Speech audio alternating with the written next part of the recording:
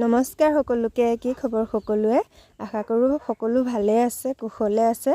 আৰু মই আজি এইবোৰ বগৰী লৈছোঁ, চাওক, মিঠা আচাৰ বনাবৰ কাৰণে এইখিনি বগৰী লৈছোঁ। তাৰমানে যিখিনি বগৰী সৰি আছিল মই সেইখিনিহে বুটলি ল'লোঁ, সেইকাৰণে কম পৰিমাণেই লৈছোঁ। আৰু যদি মানে পাৰি দিওঁ, গছজোপা ইমান থুনুকাকৈ লাগি আছে, মানে বগৰীখিনি চুলে জৰকৈ কেঁচাই পকাই চব কৰে, সেইকাৰণে মই অলপমান লৈছোঁ। দুদিনমান বুটলি গোটাই থৈ পেলাই এইখিনি আমাৰ ঘৰতেই গছ এজোপা আছে, বগৰী গছ। আৰু এইখিনি বগৰী, আৰু এইখিনি এতিয়া ভালদৰে ধুই লৈ ৰ'দত শুকুৱাই থ'ম। এৰত দিম, বেছি দিব নালাগে, এৰত বা দূৰত দিলেই হৈ যায়। তাৰমানে যিখিনি কেঁচা বগৰী আছে ন, সেই কেঁচা বগৰীখিনি ৰ'দাই দিলে ধুনীয়াকৈ পকি যাব। সেইকাৰণে মই এৰত বা দূৰত দি দিম। এৰত দিম, যদি এৰদত ভালকৈ পকি নাযায় তেতিয়া দূৰত দি দিম বাৰু।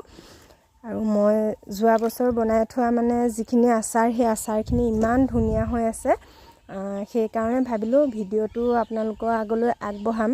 আৰু এইটোতে মই গোটেইখিনি বনাই কৰি নেদেখুৱাওঁ। এইজোপা চাওক, আমাৰ বগৰী গছজোপা যে এইজোপা যেতিয়া কেঁচা হৈ থাকে খাবলৈ একদম টেঙা কেঁহা তেনেকুৱা লাগে, পকিলেহে খাবলৈ বৰ ধুনীয়া লাগে দেই। কিছুমান বগৰী কেঁচাটো ইমান ধুনীয়া, সোৱাদ মিঠা, কিন্তু এজোপা বৰ টেঙা কেঁহা। সেইকাৰণে ভাবিলোঁ আচাৰকে বনাওঁ। আচাৰ বনালে আকৌ খাবলৈ বৰ সোৱাদ হয়। নতুনকৈ লাগিছে বগৰীজোপা, যোৱা বছৰ কিনি আনি পেলাই বনাইছিলোঁ, এইবাৰ কিন্তু ঘৰৰ বগৰীয়ে আচাৰ বনাম। আৰু এইখিনি চাওক, ধুনীয়াকৈ মই ৰ'দত দি থ'ম অলপ সময়ৰ কাৰণে।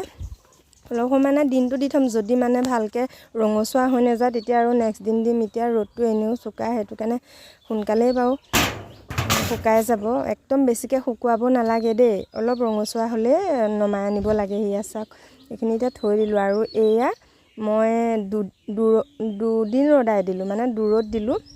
দূৰত দিয়াৰ পাছত বগৰীখিনি চাওক কি ধুনীয়াকৈ পকি গ'ল, দেখিছেনে? মই কৈছিলোঁ নে, ৰ'দাই দিলে যিখিনি ডকচা হৈ থাকে সেইখিনি ধুনীয়াকৈ পকি যায়।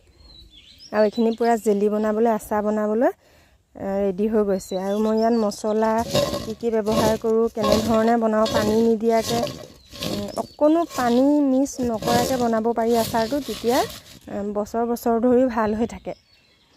যদি মানে গুড়টোত আপোনালোকে পানী মিলাই দিয়ে, বহুতে পানী মিলাই পেলাই উতলাই গুড়টো, তেতিয়া মানে বহুত ভাল হৈ নাথাকে। আৰু এইয়া বগৰী যিখিনি মানে এই অকণ অকণ ঠাইবিলাক দেখিছেনে, এই ঠাইবিলাক অঁতৰাই ধুনীয়াকৈ চাফা কৰি আচাৰটো বনাম। আৰু অকণ অকণ ধৰিব নোৱাৰে, বেছিকৈ ৰ'দালে ঠাইটো নিজে নিজে এৰাই যায়গৈ। কিন্তু মই বেছিকৈ ৰ'দোৱা নাই, যিহেতু আচাৰ, মিঠা আচাৰ বনাম যে, একেবাৰে শুকুৱাই পেলোৱা নাই আৰু সেইটো কাৰণে।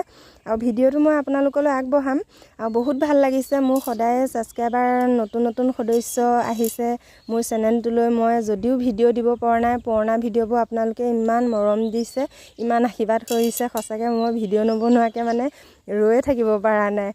আৰু আপোনালোকে সকলোৱে এনেকৈ আশীৰ্বাদ কৰি যাব, মৰম দি যাব। মই আপোনালোকলৈ সদায় নতুন ভিডিঅ' দিবলৈ চেষ্টা কৰিম। আৰু যিবিলাক ভিডিঅ'ৰ পৰা আপোনালোকে উপকৃত হয়, তেনেকুৱা ধৰণৰ ভিডিঅ' দিবলৈকে মই চেষ্টা কৰিম। যদিও চেনেলটোৰ নাম লিখিছোঁ মাইনা লাইফষ্টাইল ব্লগ, তথাপিও মই আজিলৈকে লাইফষ্টাইলৰ ভিডিঅ' একো দিয়াই নাই, ৰেচিপি ভিডিঅ'কে দিবলৈ চেষ্টা কৰি আছোঁ। আৰু মোৰ ষ্টেণ্ডডাল ভাঙি গ'ল, সেইটো কাৰণে মোৰ ভিডিঅ' বনোৱাত অকণ অসুবিধা হৈছে, গম পাইছে। এতিয়া মই মোবাইলটো হাতেৰে ধৰি পেলাই ভিডিঅ' বনাই আছোঁ।